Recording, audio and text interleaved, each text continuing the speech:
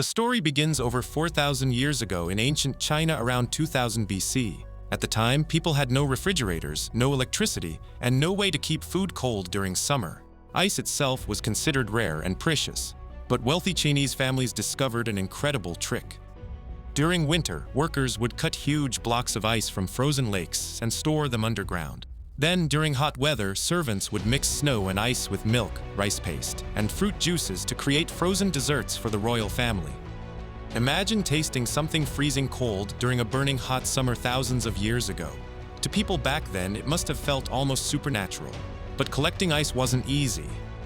Workers risked their lives climbing icy mountains or carrying heavy frozen blocks over long distances before they melted.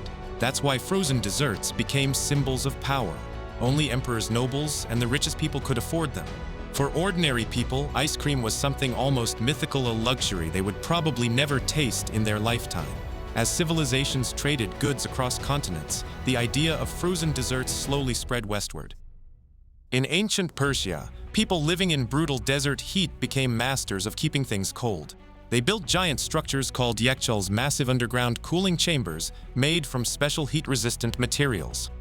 These ancient Persian refrigerators could store ice even during scorching summers. Persians mixed snow with fruit syrups, saffron, honey, and rose water to create icy desserts that amazed travelers from around the world. Some historians believe Persia created one of the earliest versions of sorbet. Then came the powerful Italy and the famous Roman Emperor Nero. Nero became obsessed with frozen treats. Historical stories claim he ordered servants to race into the mountains to collect snow for his royal banquets. That snow was mixed with honey, berries, juices, and wine to create luxurious frozen desserts. Think about how insane that sounds. An entire group of workers risking dangerous journeys through icy mountains just so an emperor could enjoy a cold dessert for a few moments at dinner. But even then, ice cream still wasn't the creamy dessert we know today. It was more like flavored ice or sorbet. The biggest turning point came centuries later during the Age of Exploration. In the 13th century, famous explorer Marco Polo traveled through Asia and returned to Europe with stories of frozen milk-based desserts. Historians still debate exactly how much he influenced ice cream, but his journeys inspired Italian chefs to experiment with frozen recipes using cream, milk, sugar, and ice. And Italy changed everything. By the 1500s, Italian chefs had started creating richer and creamier frozen desserts that looked far more like modern ice cream. These desserts quickly became famous among young Europe's royal families. Soon, ice cream spread into France when Italian noblewoman Catherine de' Medici married into the French royal family. According to legend, she brought Italian chefs and frozen dessert recipes with her to France. The French aristocracy became obsessed. Ice cream turned into the ultimate symbol of luxury. Royal chefs guarded recipes in complete secrecy. Some were ordered never to reveal the ingredients or methods used to create frozen desserts.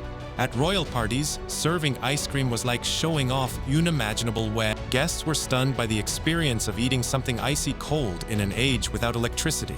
Imagine attending a royal feast in the 1500s and suddenly being served a creamy frozen dessert while candles flickered across giant palace halls.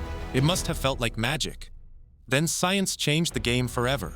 In the 1600s and 1700s, people discovered that mixing salt with ice could make temperatures even colder. This breakthrough allowed desserts to freeze faster and become smoother and creamier. Suddenly, ice cream started evolving rapidly. Coffee-flavored ice cream, chocolate ice cream, and fruit flavors began appearing across Europe. Wealthy families competed to serve the most unique frozen creations at parties. But there was still one problem. Making ice cream was painfully difficult. Every batch required hand mixing, buckets of ice, salt, and enormous effort. It could take hours just to make a small amount. That's why ice cream remained mostly a luxury for the rich.